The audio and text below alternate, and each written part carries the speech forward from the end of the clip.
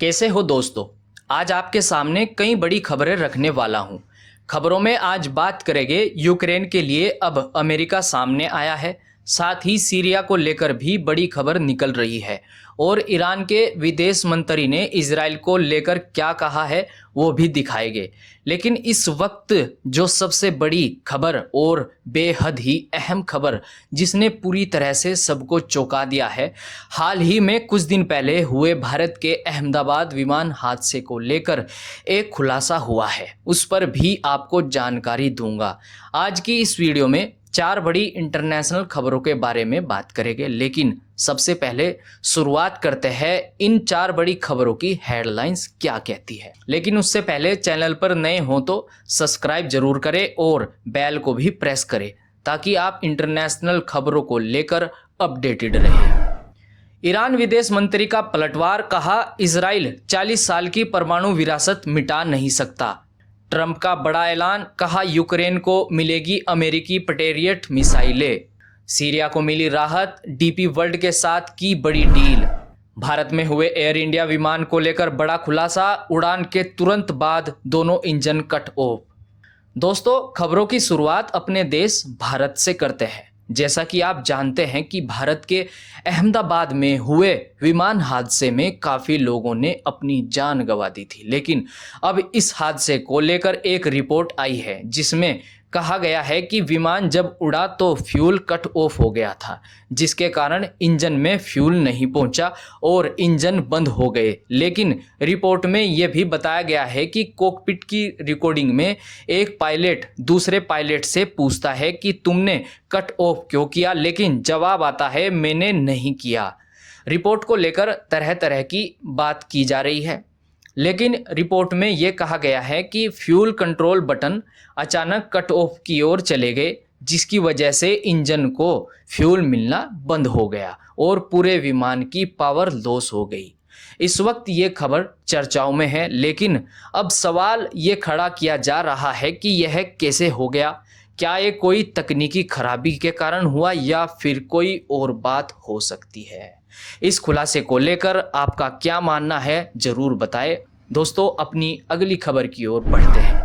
America का कहना है कि हम यूक्रेन के साथ खड़े हैं और हर संभव प्रयास करेंगे यूक्रेन की सुरक्षा के लिए। दरअसल बात यह है कि दोस्तों, अमेरिकी राष्ट्रपति डोनाल्ड ट्रंप ने कहा है कि अमेरिका अब यूक्रेन को पेट्रियट मिसाइलें भेजेगा।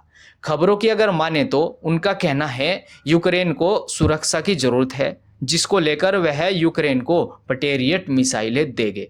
कहा यह भी जा रहा है कि राष्ट्रपति पुतिन से नाराजगी के चलते राष्ट्रपति ट्रंप ने यह कदम उठाया, जिसको लेकर अब यूक्रेन में कहीं ना कहीं अमेरिकी सुरक्षा बढ़ सकती है।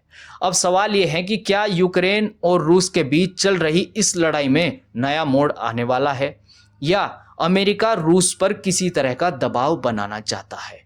ये तो आने वाले दिन ही तय करेंगे इन सब बातों का क्या असर होगा। इस वक्त सीरिया को लेकर भी बड़ी खबर सामने आ रही है। सीरिया ने अपने बंदरगाहों और अन्य बड़ी सेवाओं को मजबूत करने के लिए यूएई के डीपी वर्ल्ड के साथ $800 मिलियन की डील के लिए समझौता किया है। यह डील उस वक्त आई है जब अमेरिका ने सीरिया पर लगी पाबंदियां हटा दी, जिसके कारण अब सीरिया के लिए रास्ते खुलते दिखाई दे रहे हैं। राष्ट्रपति अहमद की मौजूदगी में यह समझौता साइन किया गया। खबरों के अनुसार कहा यह जा रहा है कि इस डील से सीरिया की आर्थिक वापसी की शुरुआत हो सकती है और मिडिल ईस्ट में एक नई साझेदारी का संकेत भी है। अपनी अगली खबर की ओर बढ़ते हैं। खबर यह है कि ईरान कह रहा है कि इजराइल ईरान को लेकर गलत धारणा बना रहा है कि वह ईरान की 4 दशकों से अधिक चल रही परमाणु उपलब्धियों को खत्म कर सकता है। खबरों की अगर माने तो ईरान ने यह भी आरोप लगाया कि जब ईरानी मिसाइलों से इजराइल पर हमले हुए तो नेतन्याहू अमेरिका के पास पहुंच गए।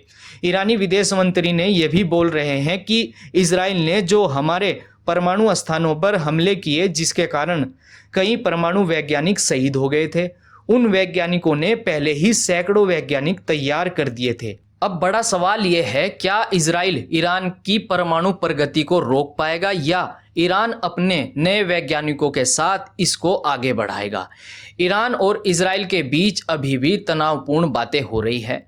दुनिया इस तनाव को सिर्फ देख नहीं रही बल्कि महसूस भी कर रही है। एक तरफ अमेरिका का यूक्रेन को मिसाइलों से समर्थन देना, दूसरी ओर सीरिया की आर्थिक वापसी की उम्मीदें, इधर ईरान का इजराइल को सख्त संदेश और भारत में हुए विमान हादसे की चौंकाने वाली रिपोर्ट। इन सब खबरों से ये तो बात साफ दिखाई देती है कि दुनिया बदल रही है, रिश्ते खिंच रहे हैं और रणनीति मोर्चों पर हलचल तेज हो रही है।